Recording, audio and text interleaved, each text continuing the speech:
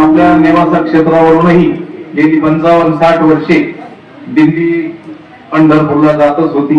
परंतु या वर्षी अनेक महात्म्यांच्या, ज्येष्ठ वारकऱ्यांच्या, महाराज मंडळींच्या, दिंडी चालकांच्या इच्छेनुरूप आणि सांगण्यावरून 16 रूपानं आपली दिंडी पंढरपूरला जाणार आहे. म्हणजे आळंदीवरून, देहूवरून ज्याप्रमाणे अनेक दिंड्या एकत्र येऊन 16 पंढरपूरला जातो, अगदी त्याच पद्धतीनं श्री क्षेत्र नेवासा ते श्री क्षेत्र पंढरपूर अशा स्वरूपात हा दिंडी सोहळा पंढरपूरला जाणार आहे.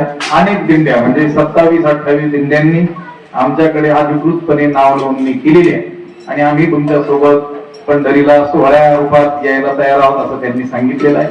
जे नियम आहेत माऊलींच्या पालखी सोहळ्याचे तेच नियम राहतील. रथ एकच राहील ज्ञानोबरायांचा, पादुका ज्ञानोबरायांच्याच राहतील. बाकीच्यांनी फक्त झेंडेकरी, टाळकरी, विणेकरी, मृदंगाचारी आणि दिल्लीत चालणारे लोक या रूपानं सहभागी व्हायचे.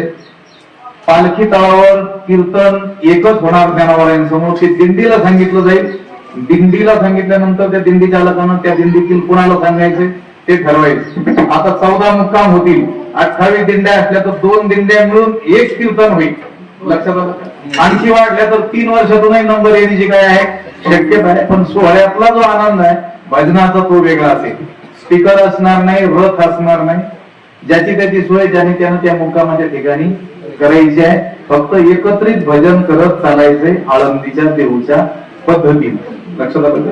इथून 19 जूनला आपलं प्रस्थान होईल आणि 20 जूनला तिथून दिंड्या 6 वाजता सकाळी निश्चित आपल्या परिसरातील दिंड्या जर असतील इकडून जाणाऱ्या आणि ज्यांना हे नियम अटी मान्य असतील त्यांनी येण्याचा काय करावा प्रयत्न करावा.